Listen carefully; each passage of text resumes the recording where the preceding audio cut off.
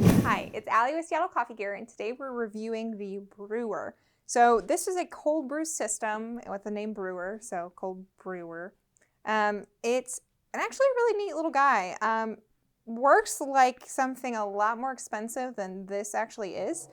So glass all around, and then this is like a silicone type lid and kind of some of the other stuff inside.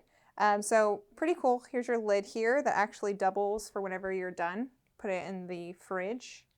But while it's brewing, you keep it together like that. You have a flow restrictor here. Well, this is probably what makes it really unique. So this little guy spins and you can tell it how fast or slow you want it to drip, which will influence the extraction. So that's pretty cool. Your carafe at the bottom. This is where you insert your coffee. It actually has a really nice filter here. It's fine mesh on this side, and the opposite side it's a coarse mesh, so it makes sure that it's a really clean brew, clean cold brew throughout.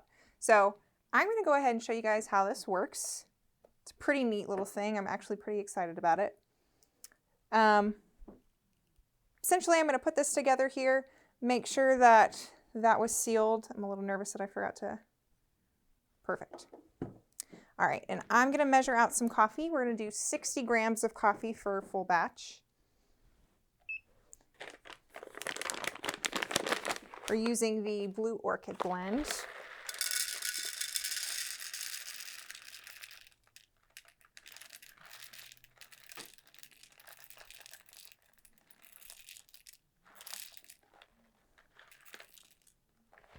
Great.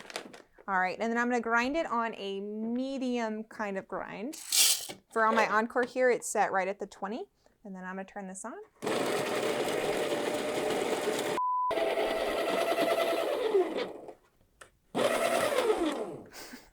All right, once your coffee's finally done grinding, go ahead and toss it in there. Perfect. It should be pretty even with this line that you see here. I'm going to go ahead and kind of shake it down to match. And then you can take a paper towel. I forgot my paper towel, so I'm just going to use my finger. It's just me drinking it anyway. To kind of knock this off the sides here, because you get a little bit of that residual coffee. Perfect. And it comes with these pack of filters. It's actually the same size as AirPress filters, so that's a fun fact if you're ever looking for more reason to use those hundreds of filters that come with those. So to start, I have pre-measured my water.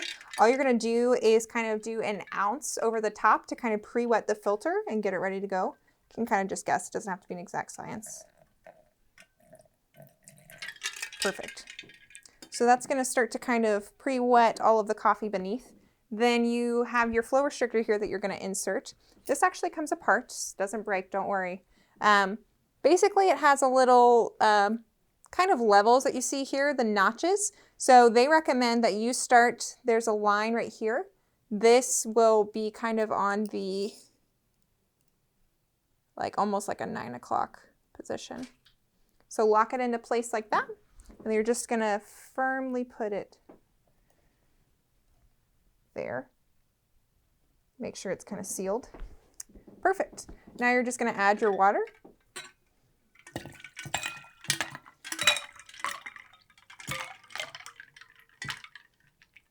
Perfect. Got a bit of coffee grounds in there. That's fine. It's not going to end up in the bottom. That's what the filter's for. So you can see kind of it already has some water droplets. Now what I'm going to measure, if you look really closely, you can see it's kind of dripping. That's what you want for slow extraction. You can actually turn to adjust the flow rate. So if you see, I adjusted it to the counterclockwise and it's going faster, and to the clockwise is slower. You want it to be about 1 drop per second. That's pretty good. So top it off. Let it sit on your counter for about 16 hours or so, depending on how you set the flow rate, and come back after that.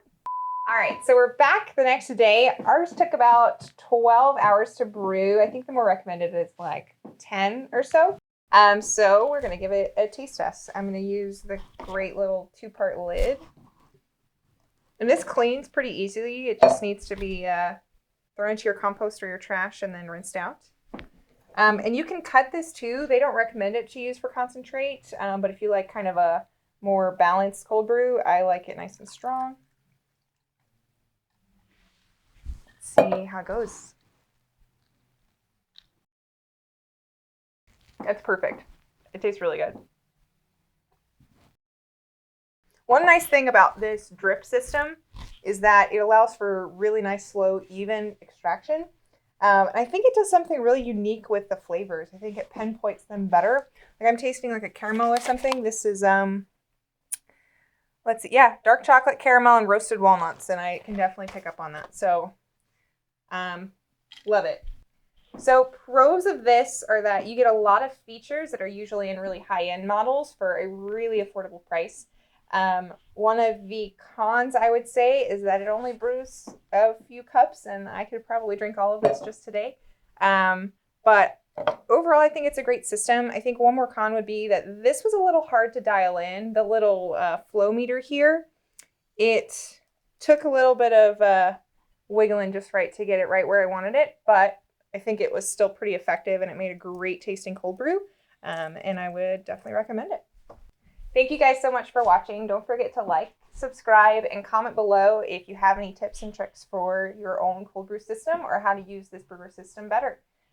One thing I did forget to note, you can actually use this for tea as well. So that's kind of cool. All right. Thank you guys so much. We'll catch you next time.